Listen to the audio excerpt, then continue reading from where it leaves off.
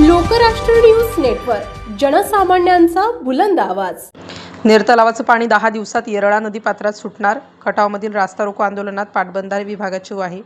नेर धरणात हे कठापूर योजनेचे आलेले पाणी सध्या माण तालुक्यातील आंधळी धरणात पिण्यासाठी सोडले जात आहे।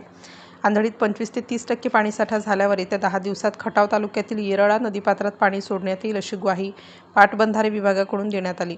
खटाव येथे लाभक्षेत्रातील गावामधील शेतकऱ्यांनी केलेल्या रास्ता रोको आंदोलनादरम्यान सदर निर्णय जाहीर करण्यात आला।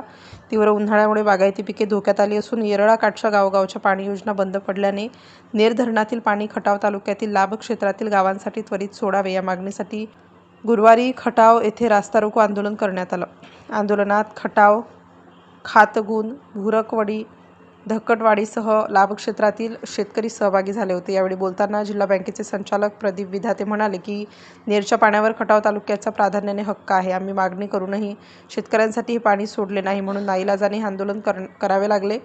हे कठापूरच्या पाण्याने येरळा नदी आणि कॅनॉल बारामाही प्रवाहात राहतील असं ऐकायला मिळाले होते। जिल्हा प्रतिनिधी, लोकप्रतिनिधी याच भागातील असूनही शेतकऱ्यांना रस्त्यावर उतरावे लागत आहे, हे शोभनीय नाही। 8 दिवसात पाणी सोडले नाही तर आम्ही शेतकरी स्वतः नेरचे दरवाजे उघडून पाणी सोडू। माजी जिल्हा परिषद सदस्य अशोकराव कुदळे म्हणाले, हे आंदोलन राजकीय नाही। निवडणुकीपूर्वी शेतकऱ्यांना पाण्याबाबत अनेक आश्वासने देण्यात आली होती, मात्र त्याप्रमाणे परिस्थिती दिसत नाही। पाटबंधारे विभागाने त्वरित पाणी सोडून शेतकरी आणि बायाबापड्यांचे आशीर्वाद घ्यावेत। वसंतराव जाधव, राजेंद्र करडे, राहुल जमदाडे यांनी हे मनोगत व्यक्त करताना खटाववर अन्याय करून माण तालुक्यात सोडण्यात आलेल्या पाण्याबाबत पाटबंधारे विभागाला जाब विचारला। माणला पाणी देण्याबाबत दुमत नाही, मात्र खटावला डावलणे योग्य नसल्याच्या प्रतिक्रिया आंदोलनस्थळी देण्यात आल्या। खटाव येथील रास्ता रोको आंदोलनात पाणी आमच्या हक्काचं नाही, कुणाच्या बापाचं अशा घोषणा देण्यात आल्या। आंदोलनामुळे पुसेगाव वडूज महामार्गावर वाहनांच्या रांगा लागल्या होत्या। पुसेगाव पोलिसांनी तगडा बंदोबस्त ठेवला होता।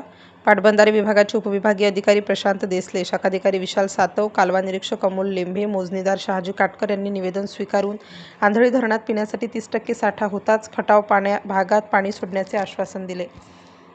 आज या ठिकाणी खटाव, खातगुण, भांडेवाडी, धक्कटवाडी, कुमटे, पुरवली, भुरकवडी इत्यादी भागातील गावातील शेतकऱ्यांनी येऊन या ठिकाणी नेर तलावातून सिंचनाला व पिण्याच्या पाण्याला पाणी सोडावं यासाठी आंदोलन केलं गेलेलं आहे।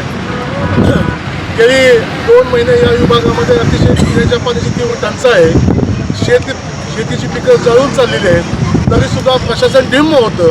म्हणून प्रशासनाला जाग आणण्यासाठी व त्वरित नेर तलावातील पाणी येरळा नदीमध्ये आणि कॅनलला सोडण्यासाठी या ठिकाणी आम्ही नाईलाज असताना रास्ता रोकोचं आंदोलन करावं लागलं। या ठिकाणी हे आंदोलन करत असताना शेतकऱ्यांनी यामध्ये उत्स्फूर्त प्रतिसाद दिला आणि या ठिकाणी कृष्णा सिंचन विभागाचे अधिकारी, उपअभियंता, अभियंता आणि शाखा अधिकाऱ्यांनी येऊन या ठिकाणी येणाऱ्या 30 तारखेला पाणी सोडण्याचं या ठिकाणी आश्वासन दिलेलं आहे। ज्या पद्धतीनं हे आश्वासन मान्य करून आम्ही या ठिकाणी आंदोलन स्थगित केलेलं आहे।